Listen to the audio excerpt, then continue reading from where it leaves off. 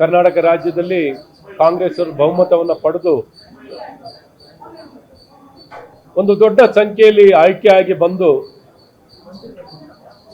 ಒಂದು ಸುಭದ್ರವಾಗಿರೋ ಸರ್ಕಾರ, ಸ್ಥಿರವಾಗಿರೋ ಸರ್ಕಾರ ನಮ್ಮ ರಾಜ್ಯಕ್ಕೆ ದೊರಕಿದೆ ಅನ್ನುವಂಥ ಒಂದು ಸಂತೋಷದಲ್ಲಿ ಜನ ಇದ್ದರೆ, ಈ ಬಹುಮತವನ್ನೇ ದುರುಪಯೋಗ ಪಡಿಸಿಕೊಂಡು ತಮ್ಮ ಶಾಸಕರು ಮಂತ್ರಿಗಳನ್ನ ನಿಭಾಯಿಸಲಿಕ್ಕೆ ವಿಫಲವಾಗಿರುವಂಥ ಒಂದು ಕಾಂಗ್ರೆಸ್ ಸರ್ಕಾರ ಪ್ರತಿನಿತ್ಯನೂ ತಮ್ಮ ಶಾಸಕರನ್ನ, ತಮ್ಮ ಮಂತ್ರಿಗಳನ್ನ ಸಂತೋಷವಾಗಿ ಇಟ್ಕೊಳ್ಳಲು, ಯಾವುದೇ ಒಂದು ಬಂಡಾಯ ಆಗದ ರೀತಿಯಲ್ಲಿ ನೋಡ್ಕೊಳ್ಳಿಕ್ಕೆ, ಅವರ ವಿಶ್ವಾಸವನ್ನು ಪಡ್ಕೊಳ್ಳಿಕ್ಕೆ ಏನ್ ಬೇಕಾದ್ರೂ ಮಾಡ್ತೀವಿ. ಕಾನೂನು ನಮ್ಗೆ ಲೆಕ್ಕ ಇಲ್ಲ, ವ್ಯವಸ್ಥೆನೂ ಲೆಕ್ಕ ಇಲ್ಲ, ಯಾವ ರೀತಿ ಬೇಕಾದ್ರೂ ದುರ್ಬಳಕೆಯನ್ನ ಮಾಡ್ತೀವಿ ಅನ್ನೋದಕ್ಕೆ ಎದ್ದು ನಿಂತಿರುವಂತ ಒಂದು ಕಾಂಗ್ರೆಸ್ ಸರ್ಕಾರ ಅಂದ್ರೆ ಅದು ಇಂದಿನ ಕಾಂಗ್ರೆಸ್ ಸರ್ಕಾರ, ಸನ್ಮಾನ್ಯ ಸಿದ್ದರಾಮಯ್ಯನವರ ನೇತೃತ್ವದ ಈ ಕಾಂಗ್ರೆಸ್ ಸರ್ಕಾರ. ಏನೊಂದು ವಿಧಾನಸಭೆಯ ಸೆಕ್ರೆಟರಿಯೇಟ್ ನಲ್ಲಿ ಈಗ ಸೆಕ್ರೆಟರಿ 2 ಪೋಸ್ಟ್ ಕ್ರಿಯೇಟ್ ಮಾಡಿರೋದು ಕಾನೂನು ವಿರುದ್ಧವಾಗಿದೆ. ನೌಕರರ ಸಂಘನೆ ಇವತ್ತು ಸರ್ಕಾರಕ್ಕೆ ಮನವಿಯನ್ನು ಕೊಟ್ಟಿದ್ದಾರೆ, ಸ್ಪೀಕರ್ ಅವರಿಗೆ ಮನವಿಯನ್ನು ಕೊಟ್ಟಿದ್ದಾರೆ. ಈ ರೀತಿ ಕಾನೂನು ವಿರೋಧವಾಗಿದೆ. ಏನೇ ಇಂಥ ಸ್ಥಾನ ಪಡಿಬೇಕು ಅಂದ್ರೆ ಒಂದು ಪ್ರಮೋಷನ್ ಮೂಲಕ ಬರಬೇಕಾಗುತ್ತೆ. ಏಕಾಏಕಿ ಒಬ್ಬ ವ್ಯಕ್ತಿ ಕಂಪ್ಯೂಟರ್ ವಿಂಗ್ ನಲ್ಲಿರೋರನ್ನ ನೇರವಾಗಿ ಈ ರೀತಿ ನೇಮಕ ಮಾಡಿರುವಂಥದ್ದು ಸೆಕ್ರೆಟರಿ 2 ಇದು ಕಾನೂನು ವಿರುದ್ಧವಾಗಿದೆ.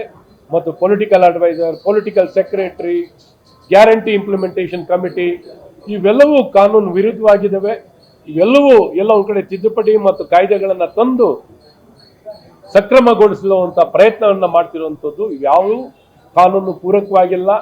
ಯಾವುದೇ ಇಂಥ ನೇಮಕಾತಿಗಳು, ಏನೊಂದು ಗ್ಯಾರಂಟಿ ಇಂಪ್ಲಿಮೆಂಟೇಷನ್ ಕಮಿಟಿ ಅಂತ ಹೇಳ್ತಾರೆ, ಗ್ಯಾರಂಟಿ ಇಂಪ್ಲಿಮೆಂಟೇಷನ್ ಅಲ್ಲಿ ಅಧಿಕಾರಿಗಳನ್ನ ಬರಮಾಡ್ಕೊಳ್ಳೋದು, ಡೈರೆಕ್ಷನ್ ಕೊಡೋದು, ಇದು ಯಾವುದಕ್ಕೂ ಅವಕಾಶ ಇಲ್ಲ.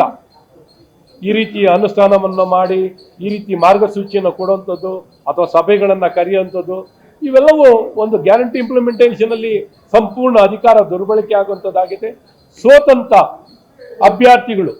ಸ್ವತಂತ್ರ ಅಭ್ಯರ್ಥಿಗಳನ್ನ ಪರ್ಯಾಯವಾಗಿ ಒಂದು 500 ಕೋಟಿಗಿಂತ ಹೆಚ್ಚು ಪ್ರತಿಯೊಂದು ವಿಧಾನಸಭಾ ಕ್ಷೇತ್ರದಲ್ಲೂ ಪ್ರತಿ ವರ್ಷ ಈ ರೀತಿ ಹಣವನ್ನ ನೇರವಾಗಿ ನಾಗರಿಕರಿಗೆ ಅನುಕೂಲ ಆಗೋ ರೀತಿಯಲ್ಲಿ ಇವತ್ತು ಈ ವ್ಯವಸ್ಥೆಗಳಲ್ಲಿ ಕಾರ್ಯಕ್ರಮದಲ್ಲಿ ಅಧ್ಯಕ್ಷತೆಯನ್ನು ವಹಿಸಿ ಕಾರ್ಯನಿರ್ವಹಿಸಿದಾಗ ಚುನಾಯಿತ ಪ್ರತಿನಿಧಿಗಳು, ಶಾಸಕರುಗಳು ಆ ಕ್ಷೇತ್ರದಲ್ಲಿ ಏನ್ ಮಾಡಬೇಕಾಗಿದೆ? ಇವತ್ತು ಈ ರೀತಿ ಪರ್ಯಾಯವಾಗಿ ಸೋತರು ಅಧಿಕಾರ ಅಧಿಕಾರವನ್ನು ಕೊಡ್ತಿದ್ದಾರೆ. ಅವರಿಗೆ ಈ ರೀತಿ ಸ್ಥಾನಮಾನಗಳ ಜೊತೆಯಲ್ಲೇ ಅಧಿಕಾರವನ್ನು ಕೊಡ್ತಿರೋದು ಸಂಪೂರ್ಣವಾಗಿ ಕಾನೂನಿಗೆ ವಿರುದ್ಧವಾಗಿದೆ.